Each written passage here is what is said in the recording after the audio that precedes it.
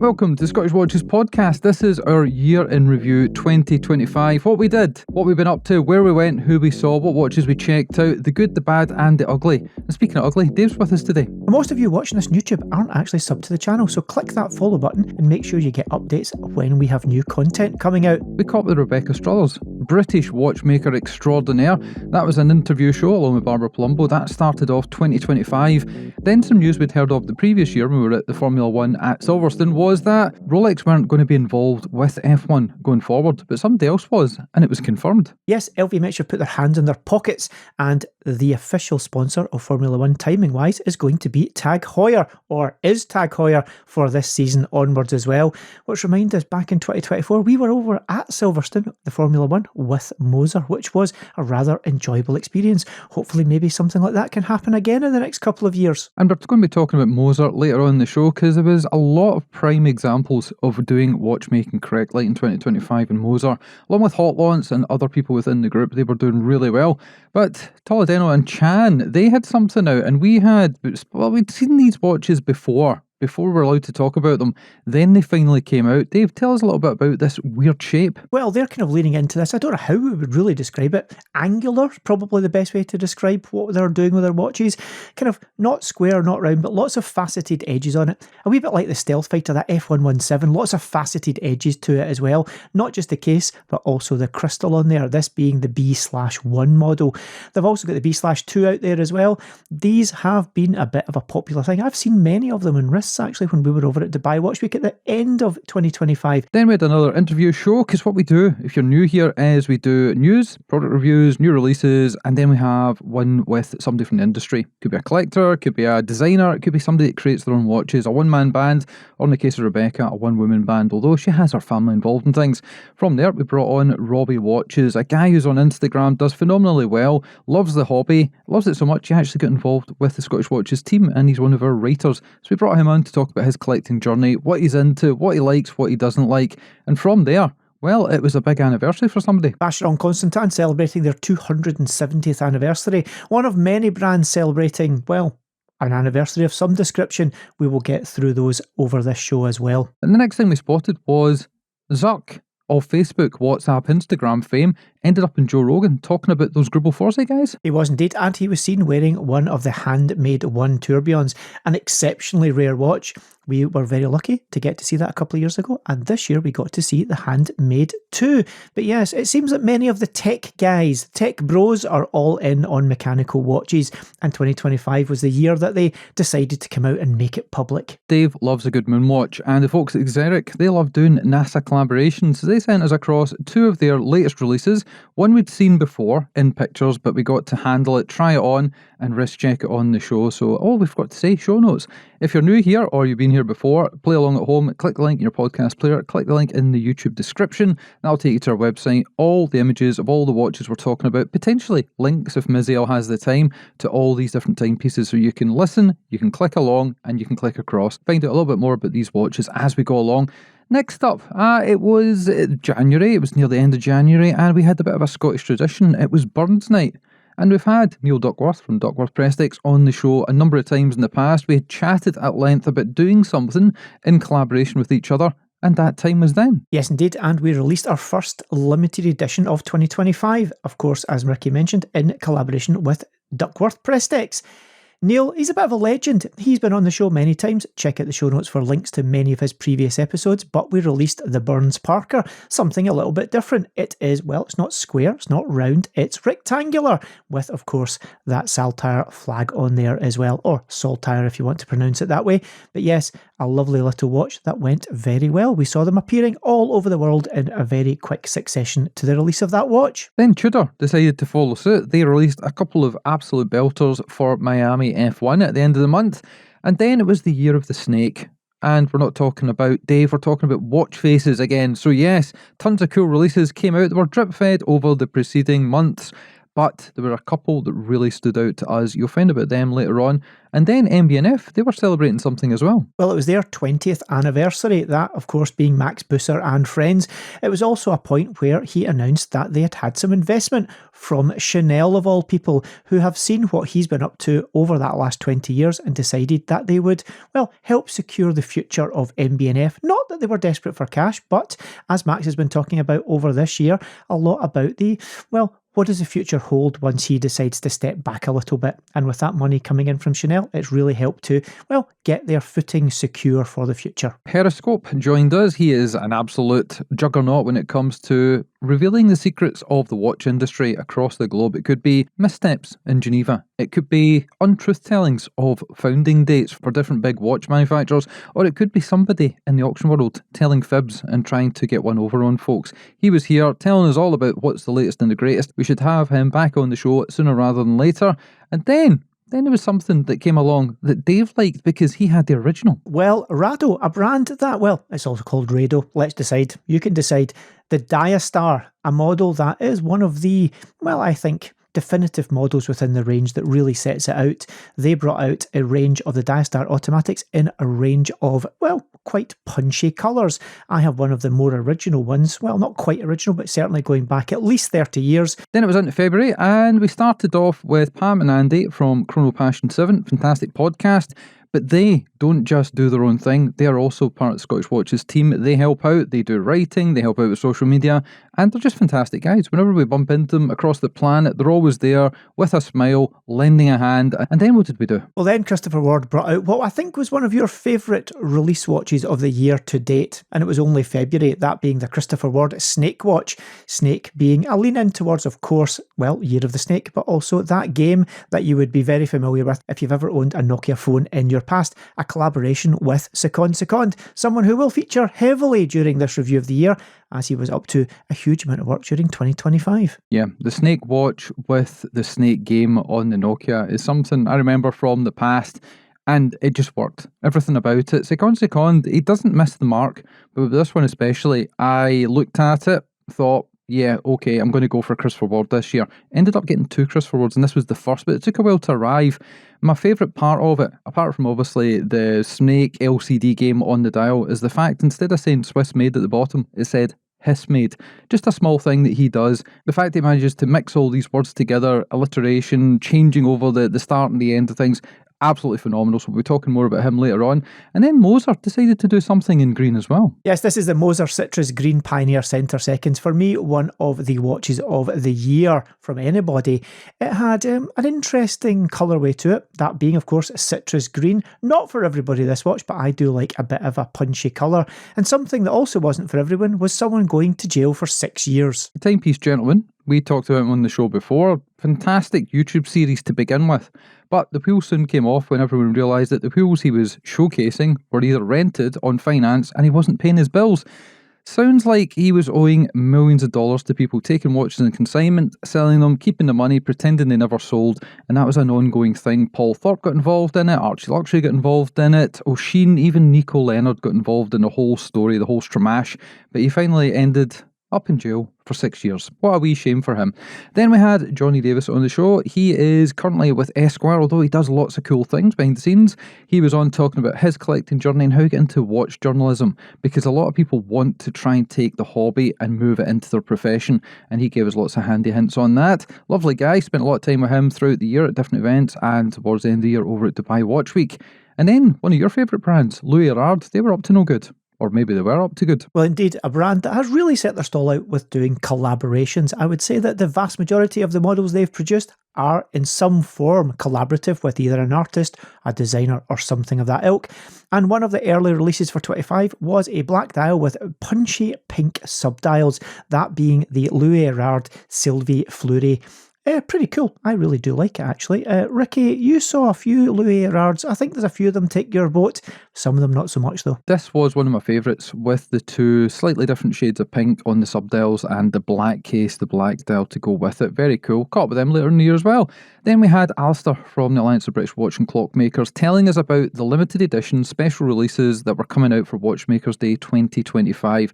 Great episode. Although they're all now in the past, it's a good one to go back and listen to, because Alistair comes at it more from a media and a business point of view rather than being a watchmaker himself. So that is a really, really good one. Then we had Omega re-releasing a Platinum Speedmaster Professional, that being the Ed White flat link bracelet on a platinum case and a platinum bracelet as well. Pretty punchy price-wise, it has to be said, but for people after something rather special in the Speedmaster range, maybe that is the one. Then we also had a previous guest of the show, Michel Neidegger, who has been on as the marketing director of Grubel Forze, but he had some new news. He's the big boss. He is the new CEO of Grubel Forze, but not such good news for Carl F. Bucherer. Yeah, they got sank. Rolex decided that it wasn't worth keeping them going, although they have obviously got Bucherer, the stores.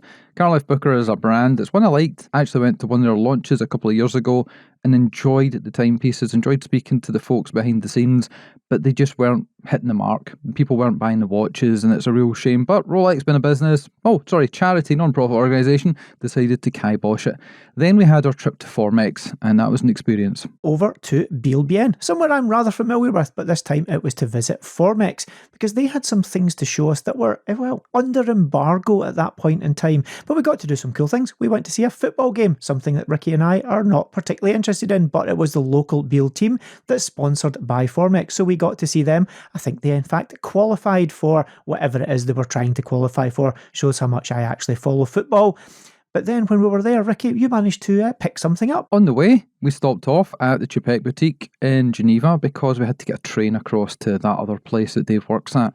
And yeah, I got my first Chapek because after being on a watch fast for well over a year, selling my collection to buy a house, well, I decided time to rebuild. And that's where I started, Antarctique. But more about Chapek later on in the year because they had a fantastic double celebration. And obviously being with Formex, we got to see behind the scenes of what they were releasing later on, which was their ceramic number. We'll talk about that in depth as we get to it. Then there was a watch from Dior that came out. It had a red fume dial. It had strange pushers on the right-hand side because it was a chronograph. And it just appealed to me. I don't know if it appealed to you, Dave. It did. I think we both agreed that we quite liked this watch. We don't often talk about Dior watches because, well, they're more known for non-watchy things rather than watches, but they have a serious watchmaking division. Obviously because, well, their owners have got their fingers in the serious watchmaking pie. And this was the Dior Chiffre Rouge. It's a red and black chronograph. I really liked it. A little bit unusual. Not exactly what you were expecting from Dior, but nonetheless, a cool watch. Would I pay what they were asking for it? That's a very different question. But yes, indeed, I did like it, as I believe you did as well, Ricky. But there was also something that was a bit more shocky that came from those guys over at IWC. Big year for IWC. It's been big 3 or 4 years for IWC. But yes, they released a special edition in collaboration with somebody from F1 again. I don't know why F1 was such a big deal. And this was based on something that had been out before. So Dave, tell us all about it, because this is one of your favourite watches. I really like this watch. It's a big watch nonetheless, but this is the Shock Absorber XPL, and this one was the Toto Wolff X Mercedes AMG Petronas Formula 1 Team Edition. Now there's a name. Only 100 of these are going to be made. They're designed, of course, to withstand the forces of Formula 1. The watch itself is a watch designed, to survive big forces. But of course, IWC and Formula 1, well, there's something that we will talk about a bit later on in this episode. And moving from Motorsport to Motorsport, we had Simon from the Brooklands Watch Company on talking about their latest release at the start of the year, which was the Golden Miller. They've been doing phenomenal. They did phenomenal towards the end of the year. They invited us to help out with something that was phenomenal as well. We'll get to that later on. AP, 150 years young. Big celebrations there. AP are celebrating that 150 years, and we saw the culmination of that at the end of the year over at Dubai Watch Week, where they had a stand that was, well, probably almost as big as everyone else stand put together, but that was an excellent way to round out the year for their 150th anniversary. Then there were a whole load of watches coming out in quick succession. One that grabbed my attention was Zinn. They brought out their Bubbles collection. I don't even know if that's what they're called, but they had little tiny bubbles on the dial, and that was the U15, 16 and 18 releases. From there, we had Petron, because it's just a big year. 2025, although 26 is going to be quite massive as well. Petron was on from Limited Edition talking about 10 years of what they have been up to and what they had planned across their anniversary year. We brought him on at the end to tell us how it all went, but it was going pretty good. Then something happened to me. Yes, indeed. You signed yourself over. You signed that bit of paper. You're no longer solo. You're now married. Yeah, got married. We had massive amounts. It was almost like a watch show in Glasgow because we had Barbara Plumbo across from the States. We had Raf from Formex over from Switzerland. We had Nicholas from Fears up from down in England. And then close family and friends. Very small wedding, very compact, but it was very, very punchy. Everything is good. I've not killed Simona. She's not killed me. That is a win in anyone's book. Then it was British Watchmakers Day, but I get married a couple of days beforehand, so I couldn't make it down. But you and Babs went along with Gav. The second outing, of course, of this show, everything they had learned about the first year, they, well, put all the little feedback points into play. We've got 2026 coming up in only a few months if you're listening to this. Merely 3 months and British Watchmakers Day 2026 will be kicking off. Anoma released a very interesting triangular pebble-shaped watch called the A1 Slate. Then Hamish from the Watch Collectors Club, he came on the show to tell us about coming to Scotland because that's where his family are from. Can you tell with the name Hamish? And he was going to be putting on the first ever Glasgow Watch Show. We got involved, we helped out, and it was absolutely phenomenal. Dave did absolutely nothing for the podcast because he was tied to the desk where Raj were playing, and everybody just kept coming up and asking him questions. I had to run around, roving reporter style with a microphone, chatting to brands, collectors, and producing a show that came out. Links will be in the show notes. Then, Mad Editions. It wasn't the Mad 1, it wasn't the Mad 1S, because that came out the year before. It was the Mad 2. Indeed, the Mad 2 was released to much furore. Very different from the first. Similar in that it's not a mainstream watch, not something you can just jump into a shop and buy. Still using the same method of acquisition as previously, which was by raffle, but smaller, slimmer, a little more reserved while still being a bit outlandish. Multiple colourways of it having been released since they announced it back in the early part of 2025. Then some quick fire watches. There was the King Seiko Vanek Purple Edition that came out. We looked at this and thought, wow, this is going to stand out. Did very well from what we can tell. Minecraft and Fossil got together. Bad year for Fossil, but a couple of good watches we're going to talk about. And this looked a little bit like the QR code watch from Moser. Great collaboration. Couldn't find it, couldn't get one. Appeared in the secondary market. Elevated prices like you wouldn't believe. And then Formex. The reason we were overseeing them was to see how they were putting together the ceramic technologies. Might actually be something that I've got in front of me right here. They released it. It came out. It did amazingly well. They did a skeleton version with gold, they did a skeleton with purple and blue, and later in the year they released different dial variations with essence styled watch dials that you've seen in the past that they brought bang up to date with this ceramic technology. From there, what happened? Because again, we're going to go back to one of your favourite brands. Yes, well, Omega released the Seamaster Planet Ocean World Timer. Well, very much black, and well, here comes that word again, and a bit of turquoise in there for good measure. Cracking little release from them. They also pushed a few releases out at the back end of the year, which we'll get to later on. We also saw the very first of the F1 movie trailers begin to appear, and it began to look like, well, it could actually be a pretty good movie. Then we had Xavier from Chupec on for his annual visit.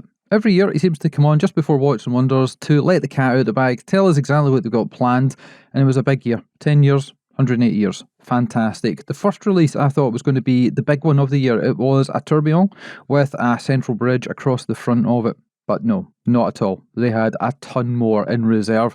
And then we had our pre-Watches and Wonders show. After that, Norqain decided that they were going to reduce the size of one of their most famous watches. Yes, the Wild One, which had, well, been making its mark out there, possibly one of the most well-known Norqain models. They brought out a new 39mm version of it as well. They announced it and it was seen on the wrists of Gary Neville. He's the new ambassador and investor for Norqain UK, an Premier League footballer in there as well. And talking of footballers, there's that Dutch-Irish guy, Nico Leonard. Yeah, he decided to do a collab with a watch brand that we never thought would see the light of day, and it was fantastic. We got to see it at Watches and Wonders. Dave pried it from his wrist, had a good look at it. Details will be in the show notes.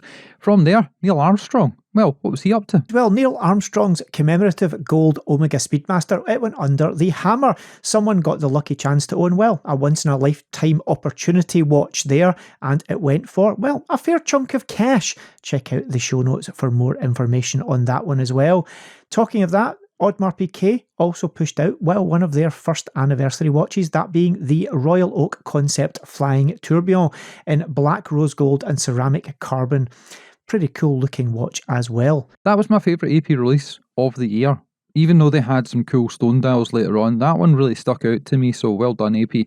Yep, Federico from Gerald Charles came on to talk about the 25th anniversary of the brand. They had a lot of cool releases. They had some tourbillons, they had some interesting dials in their Maestro series, but they had the world's greatest tennis watch, perhaps. Although there might be a contender later on, it might be 15 Love. And this was the watch that blew us away. We got to see it over at Watches and Wonders, and it had a three-dimensional dial. Looked like a tennis ball was actually coming straight at you. They did phenomenally well. We were supposed to catch up with them later on in the year at Dubai Watch Week. We didn't manage to, but we did see them at Geneva Watch Days, and we'll get to that later. From there, we got deep into our Watches and Wonders content, and obviously Rolex decided to do something cool. Yes, indeed, they brought out an all-new model, the Land Dweller, and let's just say it maybe wasn't the one that caught fire as much as maybe some people thought it might.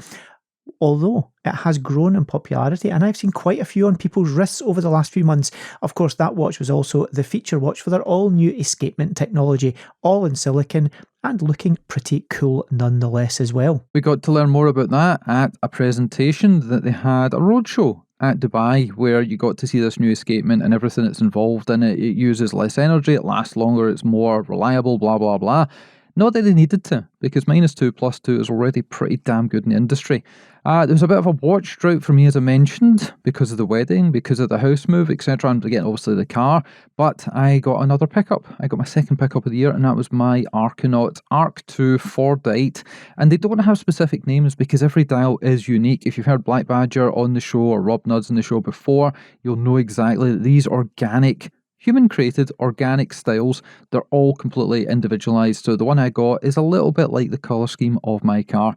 Then, Raj, we're talking about some stuff. Rev 3, what's that all about? Yes, the Revolution 3 we announced. Well, I say we because, of course, clarity here, I work for Raj. We announced the all-new Quest to Zero concept. This is a new technology that has been integrated into a fully mechanical movement in order to try and get, well, the regulation of the watch as close to zero deviation as possible. It was a concept watch called the Revolution 3 that was pushed out into the market at that point in time as well. But then we got into recording many more live shows. Probably, I don't want to pick favourites, but I love when we sit down with Simon from Montblanc / Minerva and we do things because he's the boffin.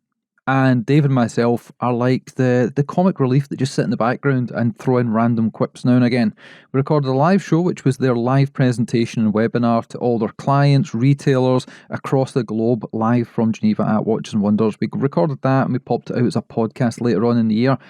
One of the favourite watches for me was the Montblanc. It was the Geosphere and Zero Oxygen Mount Vision, I believe it was called. It's the one that looks like it's got a glacier as the case.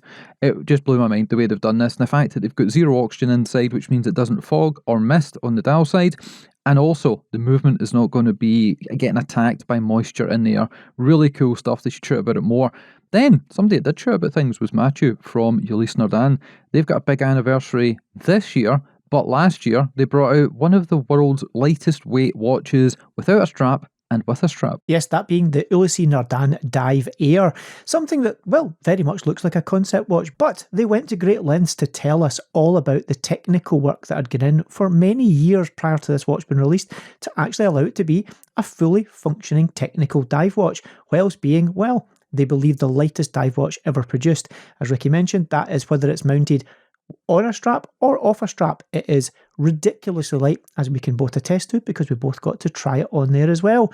And Moser, also at the show, brought out many interesting watches. They brought out an Endeavour Centre Second Concept Purple Enamel and a whole load of stone dials in various fluorescent-esque colours, but with the saturation pulled down slightly. So it's almost pastel. I'm doing a terrible disservice. You'll just have to look in the show notes for all that. And then sister brand, Hot Lunch, the Skunkworks project, they had something called the Retrovision 85. Didn't look anything like a Transformers watch from the 1980s at all. Patek, Cubitus, what did they get up to? Patek, of course, pushed out, well, their all-new model, the Cubitus, the one that is apparently trying to take the attention away from another model in the range that they've kind of slowly but quietly discontinued. Has a Cubitus exploded the doors off? Well, maybe not quite as well as they would have expected it to. That said, they have slowly but surely worked hard on it and brought out a couple of different variations in terms of size over the period of 2025. I, from another brand though, saw something that, well, really set the world on fire. That for me was the Hermes Cut, especially the one with the little spondu de time where you can hide the time away on that watch as well, especially in the gold. IWC were not holding back. We thought it was all going to be about watches related to the Formula 1 movie. No, not at all. They brought out the IWC Ingenieur in 35mm in gold. And we thought, that's a bit of a strange size. It's a bit small. Is that going to be a bit weird? And it wasn't. We tried it on and it was a firm favourite, not just with ourselves, but all the other journalists, media folks that were accumulated in Geneva. Yeah, a bit of a win for them there.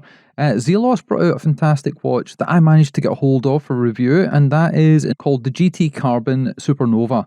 This was a limited edition because all Zelos releases are, but super lightweight. It was a very orange year, and we got to play with that one. Actually, have got it in for review still, so you might see some pictures of it and details in the show notes. From there, Tudor started to roll out their new releases for 25. Yes, they had the Black Bay 58 in red, something that has been quite a popular model by all accounts. They also brought a new iteration out of the Black Bay Pro in a, well, alternative dial colour. Nothing punchy, nothing super bright, as you would expect, white, because they've got a black one and they've now got a white one as well. Parmigiani brought out a couple of releases in the Toric range, which we really approve of, and then Grand Seiko made their first appearance in the show for the year because they had something cool as well. Yes, this is the new Spring Drive UFAs. Not UFOs, these are the UFAs. They had the SL GB003. This is their all-new ultra high accuracy spring drive, as this spring drive is not accurate enough already. They're beginning to push this super accurate, ultra fine adjustment variation of that caliber out into the world. You think that's cool? And then Vacheron Constantin decide to showcase and show us live in Geneva one of the most complicated things on the planet. That's the Solaria Ultra Grand Complication La Premiere. Tell us what's in this one. The word you're looking for is everything. Everything is in this watch. It would be shorter to, well, I guess list the complications that aren't in it. I can't even remember for the life of me exactly how many are in there. It is a big chunk of a watch. It's very thick, but it has, if I'm thinking rightly, is it in the dozens, if not multiple dozens of complications in here as well. Check out the show notes where one of the episodes will be listed where we have some pictures of it and probably a link to a bit more information that will give you more information than myself or Ricky are giving you at this point in time. Big year for Vacheron, 270 years young, and then we had a back-to-back interview extravaganza. We brought on Mathieu to talk about the Dive Air. We recorded that live at Watches and Wonders. Following that, we had Mike France on to talk about their latest and greatest. And it was a 3 for 3. Obviously, Belcanto came out, then it was 12/12X, and then it was Loco last year. He came on to tell us all about this. I immediately placed an order, but it took a while for it to arrive. But that was fine because we had a press demo piece lying around that we could play with. And then Breguet, they were celebrating something as well. Another anniversary. It's their 250th anniversary, and they have an all-new one-handed classic, a subscription model for 2025. This was one of the first things that they pushed out. They also very quietly managed to shove something in right at the end of 2025 that has, well, once folk noticed what it was, set a little bit of fire around their storytelling. And moving from fire to the police service, we had the Metropolitan Police, the two guys that are on all the time to remind us to be safe with our watches, wearing, buying and selling. It's always good to catch up with them as a reminder and also to find out the latest frauds and scams and all the way that people are being hoodwinked across the planet because we don't want to be separated from our timepieces. Watch of Switzerland closed 16 stores, which wasn't great. Garrick released the very impressive S3 Deadbeat Seconds.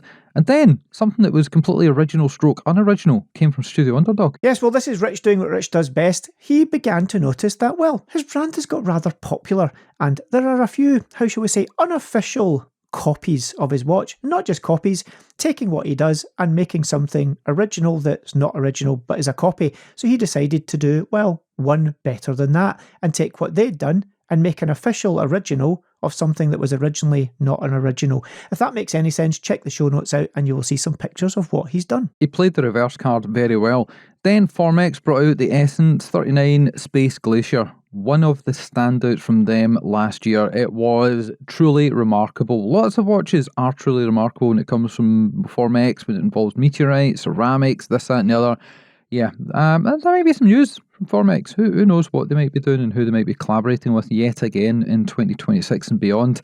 George Bamford, he was on the show a number of times talking about this, that and the other, and instead of Peanuts, instead of Popeye, he was collaborating with another cartoon character. Yes, Barber, an elephant. You probably need to be of a certain age for that to actually ring true. Haven't seen anything Barber related, really, to be honest, in many years, but he has a habit of taking something from the past and, well, bringing it back to the fore. Martin Walport from Glasgow, watchmaker extremo, service centre, fantastic all-round guy. He helped me when I was trying to shift some watches to buy the house, and I thought, he's not been on the show for a while, time to repay the favour. So he came back on, telling us tales from the workbench. Didn't mention doing any work for Doctor Who this time around or any footballers from Scotland, but there were fantastic tales, and he's just one of the greatest guys around there, nearly 70 years old, and he just bounces around like he's got all the energy of a teenager. From there, we get sent a watch from Tudor to check out, and this is the first Tudor of the year that I really like because it was in carbon. Yes, this being the Black Bay Chrono, the Carbon 25.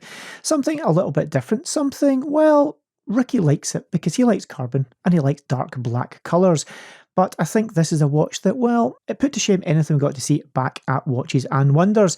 And then Sega Designs, that brand that, well, they won themselves a GPHG a few years ago. They're probably best known for the watches with the globes on it.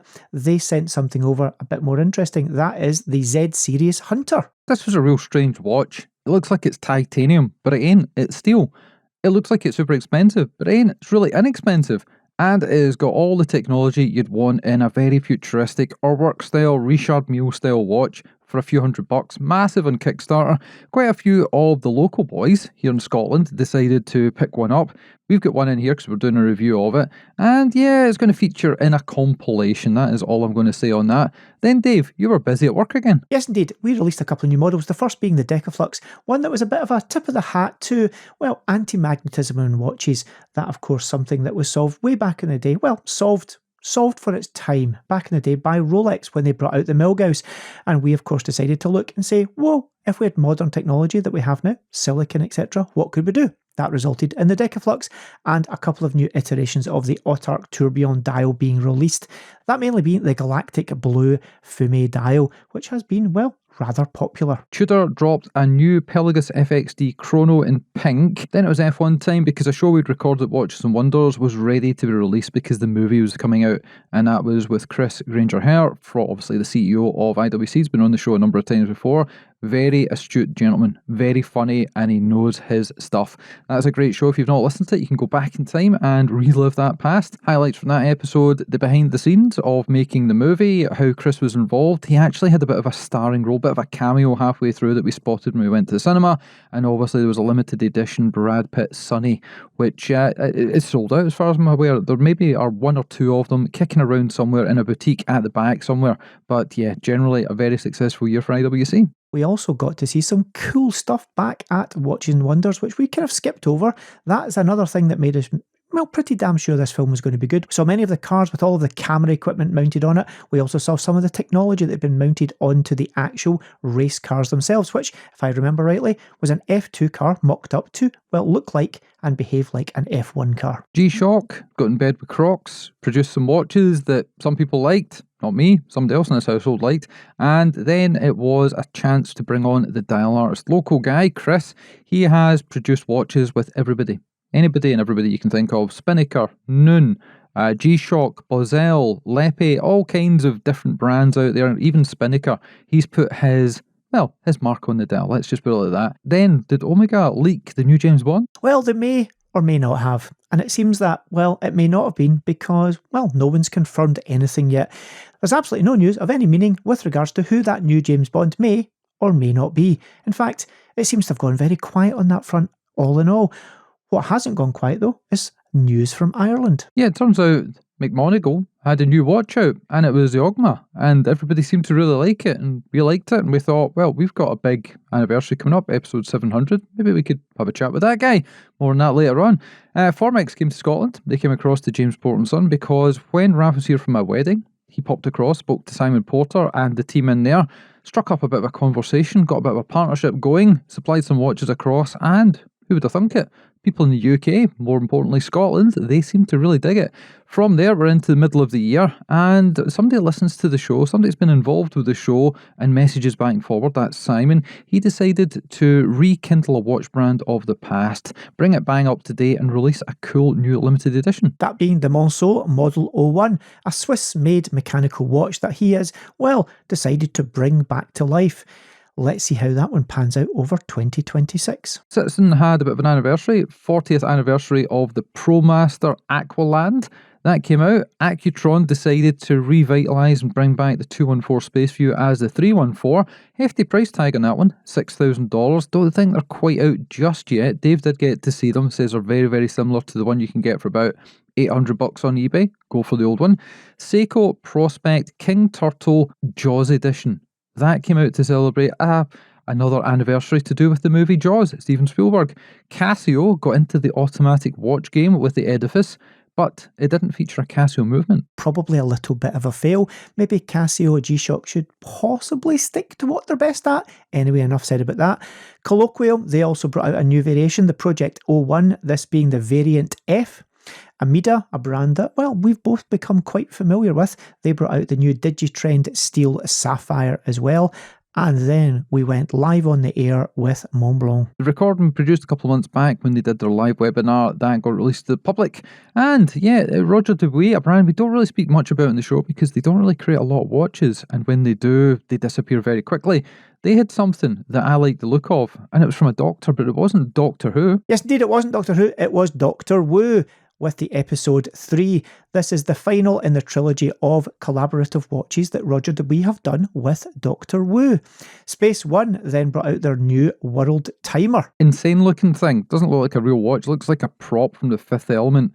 They've done amazing stuff. The Terrarium, the original Space One, the one that looks like a puck or a mouse for your laptop. Yeah, great stuff, great prices, great colourways. Then we brought on somebody that has got one of those voices that you want to hear more from. He's got the dulcet tones of the Irish, and that is, of course, Johnny from the Watch Press. He was here to talk about not just what he's up to with the Watch Press and his event over in Ireland, he's here to talk about limited edition and what he does with them. Then it was back to Moser because they had a collaborative watch with Alpine, and it was a twofer. It was indeed. Well, we all know that Moser have got themselves involved with the Alpine Formula 1 team, and what they've actually done here is they brought out, well, a tourbillon, because they're bringing out a few driver edition tourbillons to, well, celebrate that partnership, but they've also brought out a mechanics watch, something that is neither mechanical nor really a watch actually. It's a digital computer interface that allows messages to be sent to the watch so that the mechanics in the pit lane know what's going on, and they have made this available to, well, a limited selection of their customers.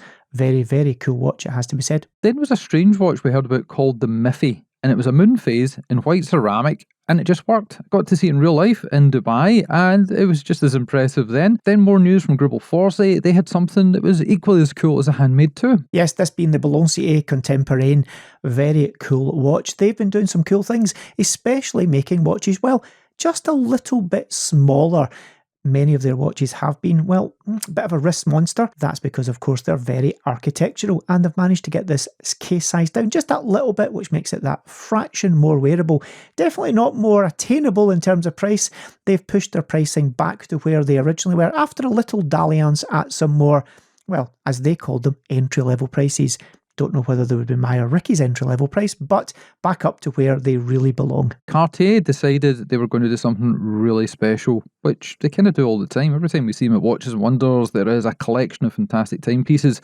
But this time around, it was within the Tank collection. Yes, this being the Tank Americana Platinum Edition. Something just, well, a little bit special. How easy will it be to get one of these? Well, the answer is it will not be easy at all, as most of the premium pieces from Cartier are generally sold out before they've even hit the market. Previous guests, not guests, but guests to the show, that is Wes from Nodus Watches and Matt Farrer from the Smoking Tire podcast / YouTube channel. They came on to talk about their latest collaboration. They've done a series in the past, different colourways. The orange one is one we'd obviously been sent before, but they were on to talk about this, that and the other, catching up of over half a decade since the last time Matt was on the podcast. Very cool stuff. Then another release from, well, the guys at G-Shock. They are, again, not unfamiliar with doing collaborations. Marvel Studios, the Fantastic Four First Steps. This is, of course, aligned with, well, that latest film from them as well. And, well, they brought out 4 watches within that series. They did, and I managed to get my hands on one of them. I like the 6900 series, that is my favourite. So when a blue and white little number came across my desk, I thought, hey, Scottish Watches colours. So got hold of this, and it's been one of my fire and forget numbers throughout the year. And one of the party tricks that I didn't know it would do is when you press the light button, it inverts the screen. Obviously, can't really see too much on the camera here because of polarizers and whatnot, but yeah, never seen that before on a Casio G-Shock. Yes, and then we had, well, someone leaving the watch industry, that being Jonathan from the Edinburgh Watch Company.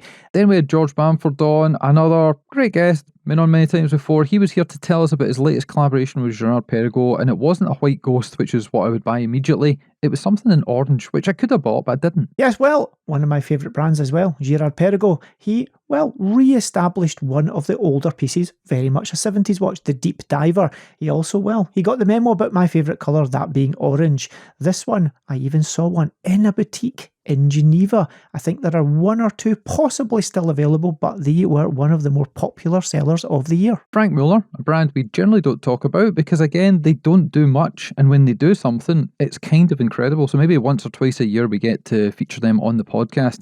And a watch that came out a little bit like the Muffy that we mentioned just a minute or 2 ago. They brought out a Vanguard Beach Edition, which had little bunnies on it as well. Kind of similar colour scheme, slightly elevated price point, but very funky and very cool. Got to have a chat with those guys when we were across in Geneva, and if you ever get the chance, walk into their boutique. It's a bit of an experience for you.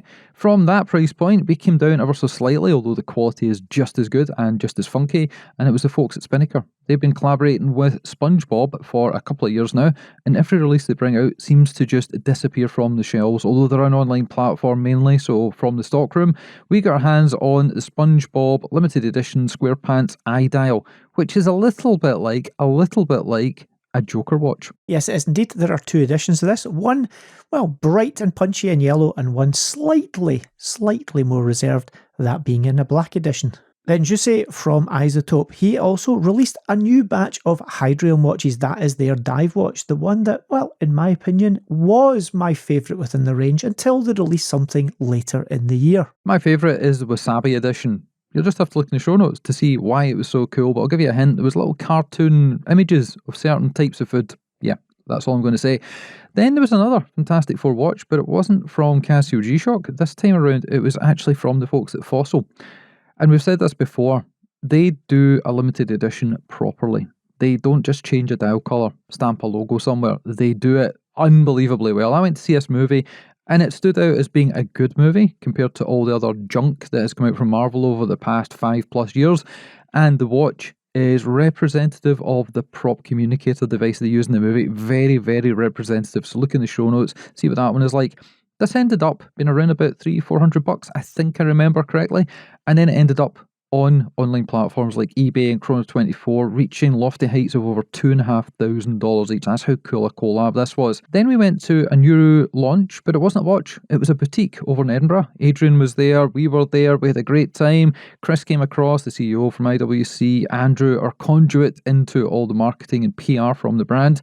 And it was a great little night. Right opposite Edinburgh Castle, just round the corner from Vacheron Constantin in Capital City. And then we brought on somebody else from Limited Edition because Pietro was busy. Yes, indeed. Oliver came on from Limited Edition telling us all about his story, how he got into watch collecting and how he got involved with the Limited Edition. Steve McGonigal, mentioned him earlier, he came on to celebrate our 700th edition, which is pretty cool because episode 500 was another Irish guy that was really cool with watches. From there we went from traditional watchmaking styles to 3D additive technologies with the guys from Apier. They had been at the Glasgow Watch Show, we bumped into them, we saw what they were producing. Chris, the dial artist, has said they know what they're talking about, they're on the up and up, so we brought them on to the show to talk about what they were up to, what releases they'd produced, and what they're bringing out across 2026. The Omega Seamaster Aquaterra 150 ceramic bezel. Interesting, it's a watch that was only released around a year ago, and they've done a little bit of an uplift to it already by adding, well, a ceramic bezel to it. Outside of that, not very much has changed. Sticking with Swatch Group, Swatch got in a little bit of sticky water because they took a new slant on their advertising campaign, and a lot of people in the press were eyeing it up. Yes, indeed. Well, this is something that is, well, a little controversial. Let's just say they, well, weren't really taking care and attention with what may or may not have been a good idea, and it definitely wasn't a good idea to put out into a advertising campaign that, well, would be better thought of being left in the drawer. Formex were at it again with the Essence 41 Space Ghost, another fantastic release. You'll have to check the show notes to see pictures of that one. And then we liberated a G-Shock from a block of ice. Cancer G-Shock got in touch and said, hey, if we send you a watch in a block of ice, can you explain to people that these watches are tank tough? They will actually survive the trip, they'll survive the temperatures, and you can actually wear the watch once you retrieve it from the block of ice. And we thought, yeah, we can do that. And compared to other media outlets that did a similar thing, I think we really went to bat, no pun intended.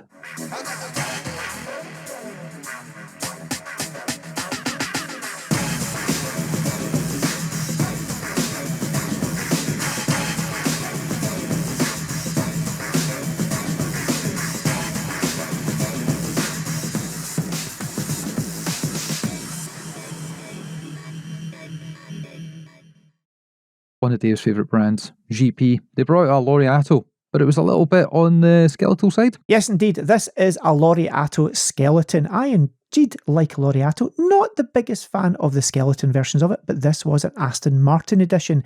I did see a skeletonized Laureato towards the very end of the year. That maybe changed my mind about what should or shouldn't be good in a Laureato, and the one I saw later in the year definitely was one of the good ones. Then we had Mr. Spinnaker, Mr. Aviate, Mr. Cadola, Mr. Nubeo. I can't even remember the other brands that he is at the fore of. A little bit like you've got Swatch Group and you've got Breguet, Blancpain, blah, blah, blah, Omega. Yeah, well, Vishal, he runs everything to do with fantastic wristwear at very economical prices. He was on to talk about collaborations. Obviously, we mentioned SpongeBob. He did some stuff with Star Trek. He did some stuff with Capcom.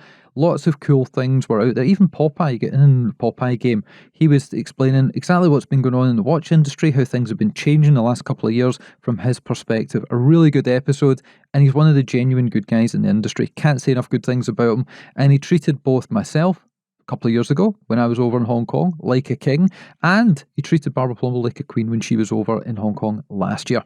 Isotope were celebrating their 10th anniversary with something that was from outer space. Indeed, and this is the watch that changed my mind about the favourite model in their range, this being the Ovni Jumping Hour Founders Edition. Definitely a UFO-inspired watch, and, well, it took things and, well, turned them on their head. Generally speaking, you've got a jumping hour where the hour is a disc under the dial that rotates. In the case of this one, it's almost the whole dial that's rotating around a fixed set of numerals on, well, what should be the dial. This is a very cool watch. And then there was another Norqain Wild One edition. This was in the original 42mm size, Stan the Man. Tennis watches were a big thing this year. The colour scheme, quite familiar. And yeah, this is something that stands out quite dramatically. And it was a real shame that they released it on a day that was not the day the podcast came out, because by the time the podcast aired, it was sold out, unfortunately. Although fortunately for all the people that managed to collect this watch, it is a standout, even down to the custom tennis net style strap that was created specifically and bespokely for this release. Fantastic. And we had Ben on the show literally a week before you heard this. If you've not heard that episode, you can go back in time and have a listen to that. Then it was Art Attack time. That's a bit of a UK joke, if anybody remembers Neil on CITV back in the 90s. And that was with Black Badger and Chris, the dial artist. I thought a little bit like it, and I've said this before because I think it's true, a little bit like taking a couple of hamsters and putting them in a cage and seeing what comes out at the end of it. I decided to take these two creative watch geniuses, throw them together, and see what would be produced afterwards. And they came up with some fantastic ideas you'll have to go back and listen to. Then, Mad Editions. What happened there? Not the Mad 2, the Mad 1S. They brought out a Grow Your Dreams series. Well, we got to go and see these over in Geneva, and, well, not me, not you, but someone closely related to you these days. Well, from 2025, she was rather taken by these. That could be because they're extremely colourful, but from there, a watch that wasn't that colourful, but appealed to me, was a new Fears release. It was reserved. It was a little bit Bauhaus. It was the Redcliffe 39.5 ES edition, and that was part of a trio of watches that Fears released at that moment in time. I didn't buy that watch, but I did buy a Fears later in the year. And then Ming brought out my favourite Ming of the year, and this was a kaleidoscope of colours. It was what you would see if you looked under a Renault 5 GT Turbo after you had revved the tits off it. There'd be this kind of rainbow colour underneath where the engine sump was. Yes, that being the Ming 57.04 Iris, a watch that, well, both myself and Ricky were rather taken by, but it sold out almost instantly, as, sadly, well, not for them, most Mings do. Then we got a watch through from a company we'd never heard of. It was a guy called Jonathan from the Horology Club in Hong Kong, and this was a brand he'd started up called Earthen, a field watch for the future that is available today at a really good price point with great packaging. We talked about it recently on our show with Pietro from Limited Edition, and yeah, that was one of my firm favourites. It was my top 5, top 10 watches of the year. From there, we went across to Geneva Watch Days, had a great time, had a lightsaber fight with Xavier from Chapek, and he was all about the robots. It was, they introduced another watch as part of their anniversary year, this being the robot watch Rattrapante RUR, a bit of a tribute to Karel Čapek. Cool watch, many tricks going on it, especially the changing of the colour of the eyes of the robot as well. We then got to see an AP, not the one you think, an 1159 with stone dials. Going back to the Chapek, it reminded me when you were activating it of Johnny 5 when he gets pissed off and his eyes turn red and then the laser lights up. But don't worry, it doesn't happen with that watch. Yeah, the code 1159, the watch that we gave a hard time to back in 2019 when it was launched because it was going to be the new Royal Oak. Certainly isn't the new Royal Oak, but they've managed to produce some fantastic releases, and this time around, with the refinements, with the stone dial, with the colours, you've got everything you want. You've got red, you've got green, you've got blue, so yeah, have a look in the show notes for all that stuff. Then we decided to launch our little monster. A Loch Ness monster that is as well. So this was the latest limited edition release from, of course, ourselves at Scottish Watches. This is, of course, based on the Spinnaker Fluss.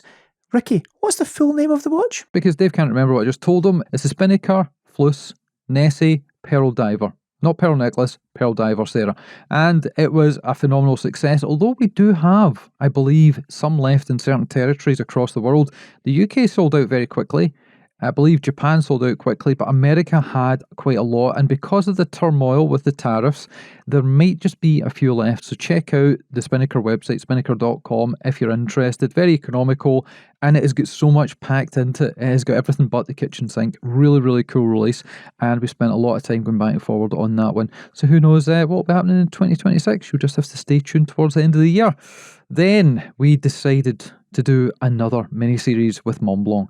We did one, oh god, probably 4 or 5 years ago, there or thereabouts. Went down very, very well, but many things have changed over the years since then. So we are currently, I think we've released 2 of the episodes of the 4, with the 3rd one about to come out soon, and then before Watches and Wonders, we're going to have the 4th, the final, the one that leads up to the new releases for 2026. Yes, indeed. Vacheron Constantin, they did their Métidar tribute to the Quest of Time. Then some more guests. We're not going to be able to cover everything that happened during the year, every episode that came out, 104 of them, plus all the releases. But James Lambourne from GQ, he came on to talk about his journey, not in watch collecting, although he did mention that, but more about how he got into journalism, watch journalism, and how he's now working with various different magazines and online publications. Moser went F1. Moser went Tourbillon. They brought out a limited edition, but they collaborated with one of their F1 drivers. This is the Moser Streamliner Tourbillon Pierre Gasly edition. The driver that, well, seems to be the figurehead of all of the publicity around the Moser collaboration with, of course, the Alpine Formula 1 team. And, well, Rolex have also been pushing their what they called tributes or tribunes, and they got an influential actor involved. They did. It's Tom Holland's missus from Spider-Man, from that tennis movie that was absolutely shocking, but I did watch it to the very end. They have been looking to bring on different people because they were kind of known as bringing on the crusties.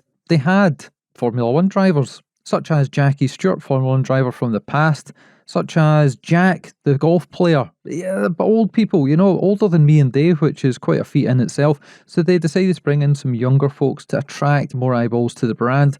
And from there, we got to talk about a watch we saw when we went to see Mont Blanc Minerva because it was released. We had seen one actually being built in real life, and then we got Simon to come on as part of the miniseries to tell us all about it. Indeed, and this watch is the Mont Blanc Star Legacy Suspended Exo Tourbillon Chateau de Versailles, a limited release of 8 pieces. Simon, I think, also said that all 8 of them have now found homes, but we were very lucky before it had been released to actually see one of these watches being built up, and the amount of detail, not just in, of course, the watch movement itself, which in itself is a work of art, but the dial on this one, well, that was something to behold. Definitely check out the show notes and check out the edition number of that podcast to go back and listen.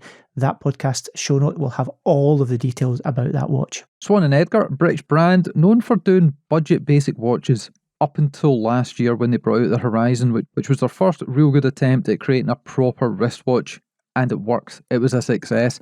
There's 2 iterations of it, one with a white dial, one with a blue dial. They've got a really cool little triangle at 12 o'clock position in gold, and it shouldn't work. It doesn't sound like it works, but when you actually look at the watch, you wear the watch, you try it on, you wear it out and about, it's phenomenal. Don't know if they're all sold out because it was a limited edition run, but check the show notes for a link to that one.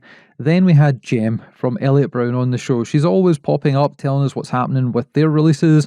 They create tank-tough, military-grade precision instruments at pocket-friendly prices, and you'll just have to check that show to find out what she's been up to. Yes, and then, of course, we ran into Halloween. So we, of course, did our regular episode every year where we look at, well, some of the horological horrors that come out. We actually got a few sent across, which was nice of these watch brands to reach out. So the folks down at Mr. Jones sent us their latest little monster.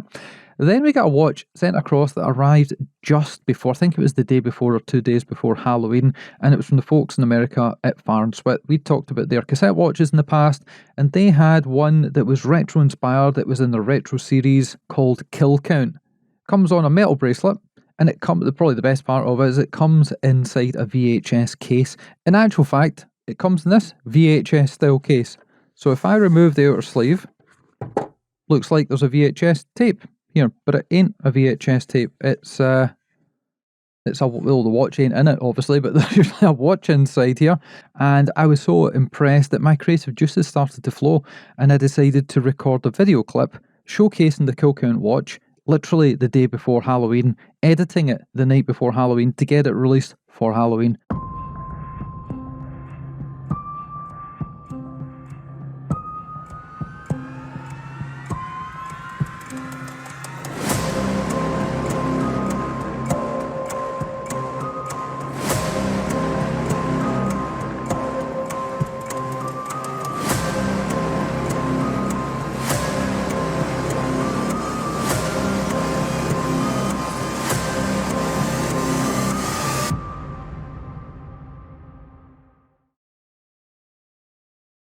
Went down very well. The guys were really impressed with it. We were really impressed that it turned out so well. And yeah, may have them on the show sooner rather than later.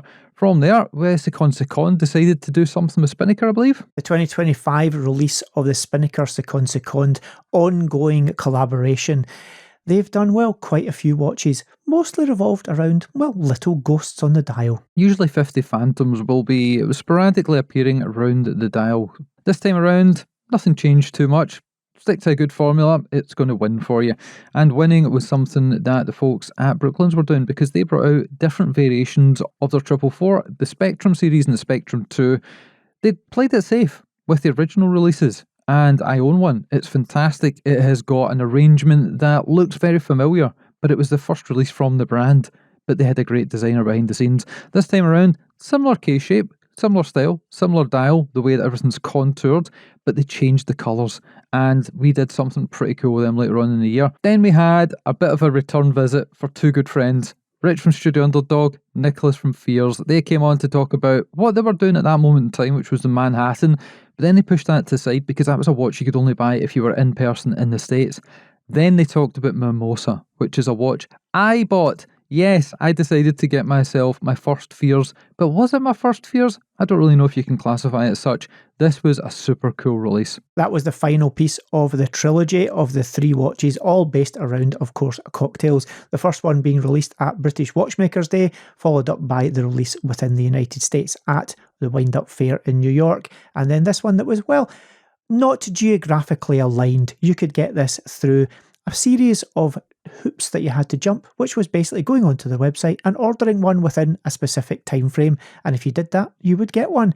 And that was the way that everyone who didn't manage to get to either British Watchmakers Day or, of course, to New York to get something that, well, has been very, very popular. It'll be interesting to see if they collaborate on anything else going forward, and if they do, what that may look like. My Apollo 8 Dark Side of the Moon went to a new home, but Omega decided to release something that in the pictures, me and Dave looked through and were like, yeah, who cares? It was a new Apollo 8 styled watch. Then we got to see on the wrist of a few people, and it looks like it's made of liquid metal. Polished chrome. This thing is insane. Very much a kind of grey silvery finish on it as well, with lots of, well, skeletonization and lots of that laser ablation that you will know from the Apollo 8. A watch that for sure does much better in real life than it will ever do in a picture or a video. Yes, we got to see that on the wrists of a couple of people, and also, of course, in their boutique. They opened a new boutique up in Edinburgh. More about that later. I'll probably just tell you just now, it's moved out of the St James's Quarter into its own space on the street, and it is phenomenal. We got to check it out on opening night, and yeah, very, very well done to the folks at Omega for that, and very well done for removing that little rocket from the subdial. Yeah, that did not look cool. Well done for getting rid of that. Next up, Raj, we're doing more good things. It was a 10th anniversary of something or other. What are we up to, Dave? Well, it was the 10th anniversary of a watch that we launched on Kickstarter, strangely enough, 10 years ago. And we thought, how can we mark this? And how we did it was, well, we did another Kickstarter for a limited period of time where people could get the same watch that we launched 10 years ago for the price it was 10 years ago. So lots of tens in there, but it went very well, and lots of people who maybe can't otherwise access Raj, because as much as we are very attainable for what we're giving, we still don't produce inexpensive watches, and this was a way that certain people who could get into the brand who maybe otherwise couldn't do it. Then for episode 721, we decided to throw the book at Ken Kessler, Compendium 1, the Christopher Ward book that came out at the tail end of last year, but it had nothing to do with Christopher Ward watches. It had a slight amount of coverage of their releases. Everything else was about watch collecting, the journey, what people do. Ken Kessler is a legend. He's going to be back on the show because he was on then talking about his book, but he's going to come back on to talk about things that aren't his book. Then I did buy my first ever Fears watch. Wow, 2019 is when Nicholas first got involved with the Scottish Watches podcast, literally 3 months after it started. He came to Scotland to record the show, none of this Zoom nonsense that we did afterwards. He came up to Scotland, recorded a show, showed me the watches. He showed Dave the watches, he showed other people the watches, and it took 6 years for me to buy my first one, because I wasn't just going to buy one for the sake of buying a Fears watch, but the one that I got was really special. It's a boutique only, mainly available in America through Topper Jewelers because it is related to Topper very closely. And because it was a boutique down in Bristol, and it was my first visit to Bristol, and I was at the Bristol Watch Show, which they invited me along to, I saw this in the window and thought, that's the one for me. It's the confetti edition, and it is absolutely stunning. Then Raymond Vale, a brand who towards the back end of 2025 began to, well, get their heads above the parapets. They pushed out a few different iterations of models, some of which were already in the range, but some, well, a little bit of an uplift on them, and they released the Takata Heritage range. It seems that dress watches are making a bit of a comeback, and this model maybe is the way that Raymond Vale will get themselves a bit more visibility in the watchmaking circles. And then, one of the highlights for me of the full year was getting invited down by Simon from Brooklyn's Watch Company, not to see him, not to look at new watches per se, but to catch up with and host an event with 4 world record holders across all disciplines of speed. We had motorcycles, we had production cars, we had land speed records, and all kinds of stuff, going back to the 80s, all the way through the 90s, right up to present day and what is going on there. Fantastic episode, really enjoyed being down there, felt completely out of my depth because there was all these legit superstars in the room, but all I did was ask a couple of questions and let them talk, and that is the best type of podcast to have, so that one will be linked in the show notes. Then we had somebody on from Hot Launch talking about other speedy things. Yes, indeed, that being a famous motorcycle racer, being Agostini, someone who's, well, of a fair age now, but still definitely out there riding motorcycles, and Hot Launch have done, well, a watch to commemorate that life in motorcycle racing. Check out episode 724 if you want to hear all about that. And episode 725 stays in Italy. We had Dario, the guy that created the brand D1 Milano. You've heard of them before. They did their sketch watch, which is phenomenal.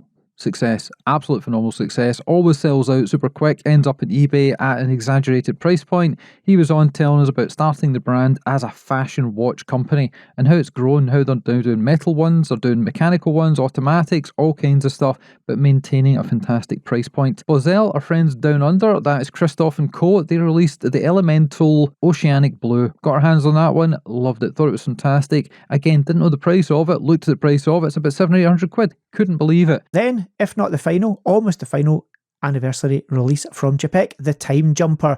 This is the one that, well, set my heart a-racing. It has a Hunter case on it. It looks a bit like a pocket watch, but you wear it on your wrist. It's a jumping hour, not just a jumping hour, but a jumping 24-hour twin dial setup as well with their latest all-new movement. That one is a winner. More to come about that, but check out various Chapek episodes from through 2025 to hear all about their anniversary releases. Then we had a few fantastic interview episodes. We had Anthony Peacock and we had Mark Wheeler, both great guys that know how to write some good. Both fantastic journalists. One of them works for us, one of them doesn't work for us, one of them works for Pirelli, amongst others. Then we had a great watch from the folks at Aviate. They were releasing something called the Covert. It was stylised as CVRT, and that was in association with Worn & Wound. This is a watch that doesn't look like anything from Aviate, because you've seen their stuff in the past, pilot-style watches, field watches. This one was something different. Then Christopher Ward released a Bel Canto that I actually liked. Yeah, I found one because it looks like it's out of Tron, and that is the Lumiere. Then we had our Dubai Watch Week debriefs. That was 2 episodes. We couldn't cram everything into the one. Lots of stuff, lots of chat, lots of this, that, and the other, including the new Moser Streamliner, which had a perpetual moon, but it had a meteorite that was coloured. All kinds of stuff that was crazy there. Then one of my favourite watches of the year, one of the top 3 to top 5, was the UR Freak, a collaboration between Ulysse Nardin and Urwerk. And you quite like that one as well, but you like Gerard Perigal. You like those guys, and they had something out too. They did indeed. They brought the Laureato 3 gold bridges out, and they had a few skeletonized models within this offering late in 2025 that, well, maybe changed my mind about whether Laureatos should to be skeletonized. And Tag Heuer, well, the Monaco Split Seconds and the Chronograph Air 1. Well, what a watch. Tag Heuer kept it in the bag until almost the very end of the year. They did. Took me back to the Nanograph, a tourbillon that was very inexpensive. I think it was the most inexpensive Swiss tourbillon back around about 2017, 2018, thereabouts. They're doing phenomenally good stuff. They've got the backing, they've got the might of LVMH behind them, and as much as some people put the brand down, no, don't look at what they're up to, look at what they're creating and employing within the watchmaking circles. Really, really good. Met our friends at Chronoswiss. They had another jump hour watch, but this one was even better than the other ones we'd talked about before. The Chapek is phenomenal. This one is also phenomenal. This was the Neo Digitur, and you'll just have to go through prior episodes to find out more about that. Then we had our Christmas special with eBay, talking about getting bargains if you wanted to sell watches, if you wanted to buy watches, if you wanted to get some cash in for Christmas, or you're looking to spend the Christmas gifts that you'd received from under the tree.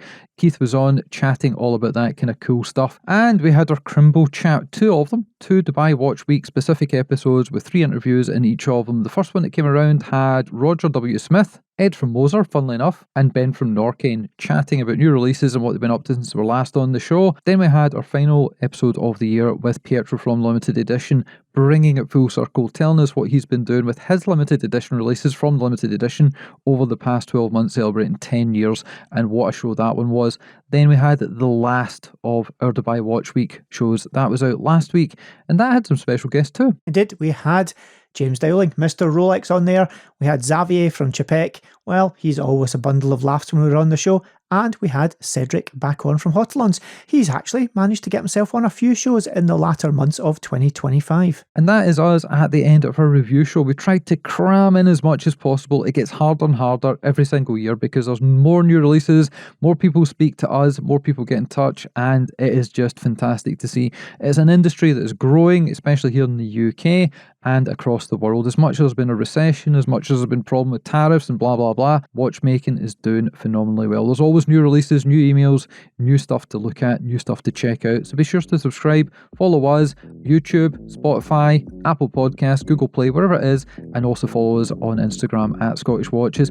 No point telling you about the back catalogue, we just have. Go through it, have a listen, jump onto YouTube, watch some videos, and that is it. So thank you for following us on our journey over the past X amount of years. Can't remember if it's 7, if it's 8, if it's 6, who knows, but yeah, we really appreciate it. So thanks for listening, thanks for watching, and we'll catch you again soon.